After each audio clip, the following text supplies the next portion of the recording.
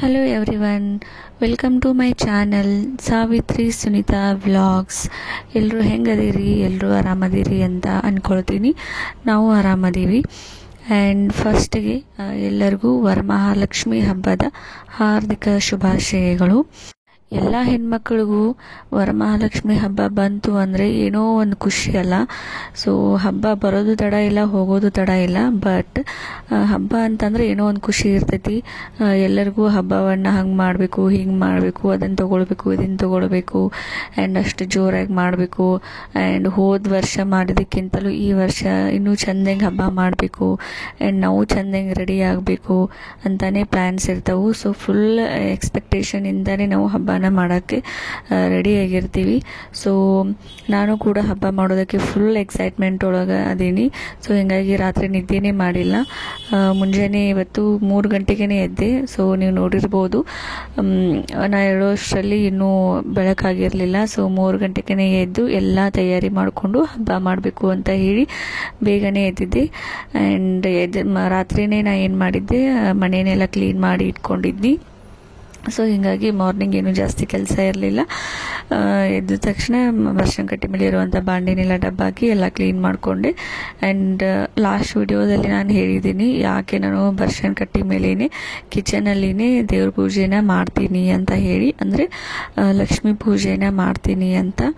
So ಇವಾಗ ತೋರ್ಸತ್ತೀನಲ್ಲ, ಈ ಒಂದು ಜಾಗದಲ್ಲಿ ನಾನು ವರಮಹಾಲಕ್ಷ್ಮಿ ಪೂಜೆಯನ್ನು ಮಾಡಬೇಕು ಅಂತ ಅಂದ್ಕೊಂಡೀನಿ. ಸೊ ಎದ್ದ ತಕ್ಷಣ ಎಲ್ಲ ಸ್ನಾನ ಎಲ್ಲ ಮುಗಿಸ್ಕೊಂಡು ರೆಡಿಯಾಗಿ ಬಂದಿದ್ದೀನಿ. ಸೊ ಬಾಗಿಲೆಲ್ಲ ಪೂಜೆ ಮಾಡಿ ಬಾಗಿಲ ಮುಂದೆ ರಂಗೋಲಿ ಹಾಕಿದೆ. ಅದಾದಮೇಲೆ ಮನೆಯಲ್ಲಿರುವಂಥ ಜಗಲಿ ಮೇಲೆ ಇರುವಂಥ ದೇವ್ರ ಪೂಜೆಯನ್ನು ಮಾಡಿದೆ.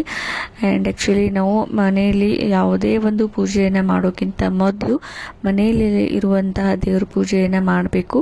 ಅಂತಂದರೆ ಮನೆಯಲ್ಲಿರುವಂಥ ದೇವರು, ಅದರ ಜೊತೆಗೆ ನಮ್ಮ ಕುಲದೇವರ ಪೂಜೆಯನ್ನು ಮಾಡಿ ಅದಾದಮೇಲೆ ನಾವು ಬೇರೆ ಒಂದು ಯಾವುದೇ ಪೂಜೆಯನ್ನು ನಾವು ಮಾಡಬೇಕಂತೆ. ಸೊ ಹೀಗಾಗಿ ಮನೆಯಲ್ಲಿರುವಂಥ ದೇವ್ರ ಪೂಜೆಯನ್ನು ಮಾಡಿ ಮುಗಿಸ್ಕೊಂಡೆ ಫಸ್ಟ್. ಸೊ ಅದಾದಮೇಲೆ ಇಲ್ಲಿ ನಾನು ಪೂಜೆ ಮಾಡ್ಕೊಳ್ಳೋದಕ್ಕೆ ಎಲ್ಲನೂ ರೆಡಿ ಮಾಡ್ಕೊಳತ್ತೀನಿ. ಸೊ ಒಂದು ಚೌಕಿ ಮನೆಯನ್ನು ಇಟ್ಕೊಂಡು ಅದರ ಮೇಲೆ ಒಂದು ಬಟ್ಟೆಯನ್ನು ಹಾಸ್ಕೊಂಡಿದ್ದೀನಿ.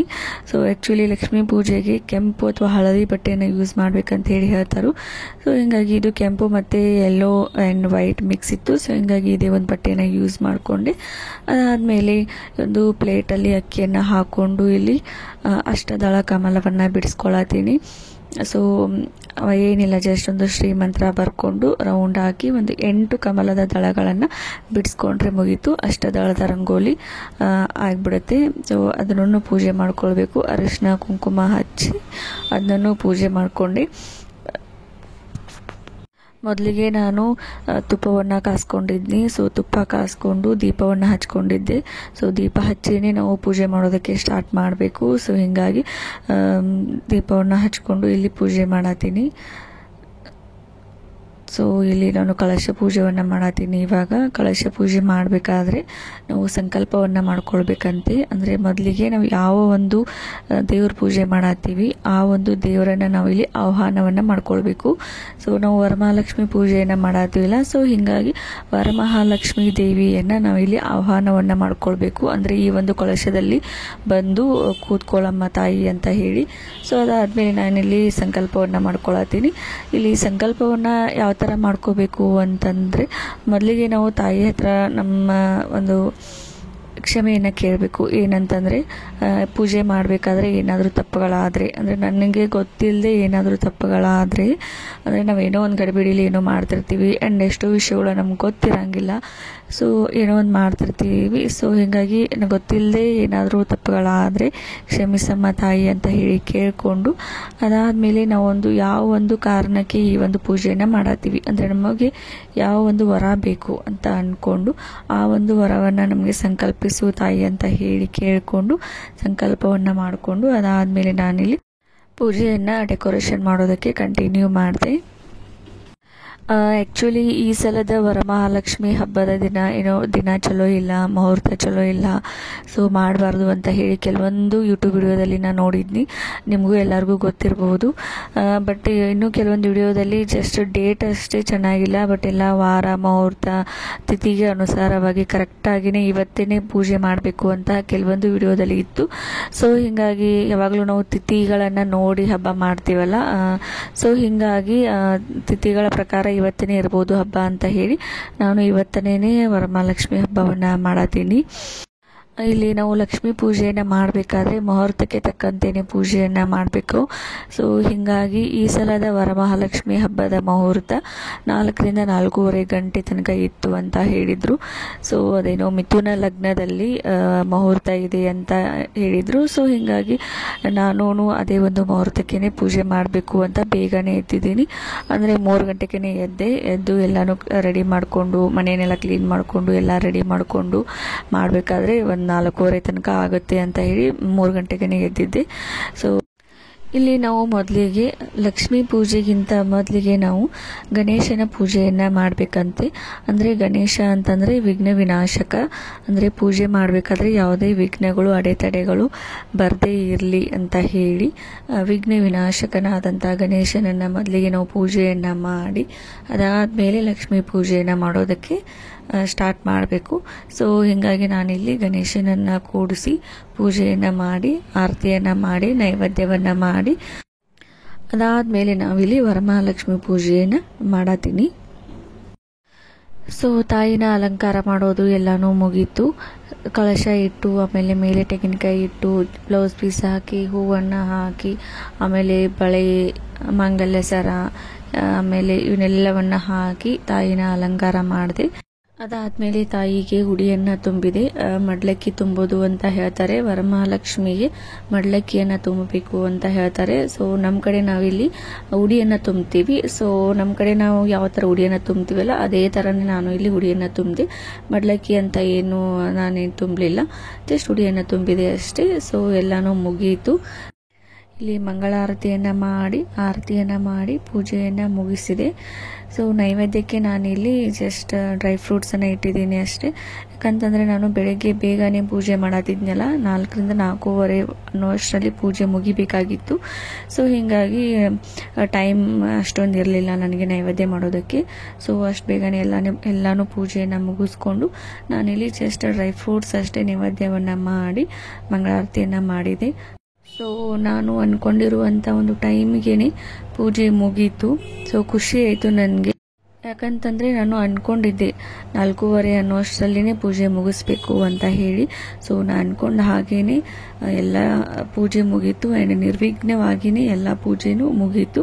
ಸೊ ಅದೊಂದು ಖುಷಿ ಆಯಿತು, ಮನಸ್ಸಿಗೆ ಒಂದು ಸಮಾಧಾನ ಸಿಕ್ತು ನನಗೆ. ಆ್ಯಂಡ್ ಇಲ್ಲಿ ನನ್ನ ಮಗನೂ ನನಗೆ ಸಪೋರ್ಟ್ ಮಾಡ್ದ. ಆ ತಾಯಿಯ ಆಶೀರ್ವಾದ ನನ್ನ ಮಗನ ಮೇಲೆ ಸದಾ ಇರಲಿ. ಯಾಕಂತಂದರೆ ಅವನು ಆರಾಮಾಗಿ ಮಲ್ಕೊಂಡ. ಯಾಕಂದರೆ ಅವನು ಬೆಳಗ್ಗೆ 3 ಗಂಟೆಗೆ ಎದ್ದ ಅಂತಂದರೆ 6 ಗಂಟೆ ತನಕ ಅವನು ಕಾಡಿಸ್ತಿರ್ತಾನೆ ನನಗೆ. ಬಟ್ ಇವತ್ತೇನಾಯ್ತೋ ಗೊತ್ತಿಲ್ಲ, ಅವನು ಮಲ್ಕೊಂಡ್ಬಿಟ್ಟ. 7:30 ತನಕನೇ ಇವತ್ತು ಮಲ್ಕೊಂಡಿದ್ದ ಅವನು. ಸೊ ಹೀಗಾಗಿ ಎಲ್ಲ ಪೂಜೆನೂ ಆರಾಮಾಗಿ ಮುಗೀತು. ಅದೊಂದು ನನಗೆ ಖುಷಿ ಆಯಿತು. ಸೊ ನೋಡಿ ಯಾವ ಥರ ಪೂಜೆ ಮಾಡಿದ್ದೀನಿ ಅಂತ. ಸೊ ಆ ತಾಯಿ ವರಮಹಾಲಕ್ಷ್ಮಿ ದೇವಿ ಎಲ್ಲರಿಗೂ ಆಯುಷ್ಯ ಆರೋಗ್ಯವನ್ನು ಕೊಡಲಿ. ಆ್ಯಂಡ್ ಪೂಜೆ ಎಲ್ಲ ಮುಗಿದಾದ್ಮೇಲೆ ನಾನಿಲ್ಲಿ ಟೀ ಮಾಡ್ಕೊಂಡು ಕುಡಿಯತ್ತೀನಿ. ಯಾಕಂತಂದರೆ ಬೇಗ ಎದ್ದಿದ್ನೆಲ್ಲ ನನಗೆ ಫುಲ್ ತಲೆನೋಯಾತಿತ್ತು ಆ್ಯಂಡ್ ಹಸಿವೂ ಆಗಿತ್ತು ಆ್ಯಕ್ಚುಲಿ. ಸೊ ಹೀಗಾಗಿ ಹಸಿವು ಆದರೆ ನನ್ನ ತಲೆನೂ ಓಡಲ್ಲ, ಏನೂ ಓಡಂಗಿಲ್ಲ. ಸೊ ಮೊದಲು ಟೀ ಮಾಡ್ಕೊಂಡು ಕುಡಿಯೋಣ ಅಂತ ಹೇಳಿ ಇಲ್ಲಿ ಟೀ ಮಾಡ್ಕೊಂಡು ಕುಡಿಯತ್ತೀನಿ.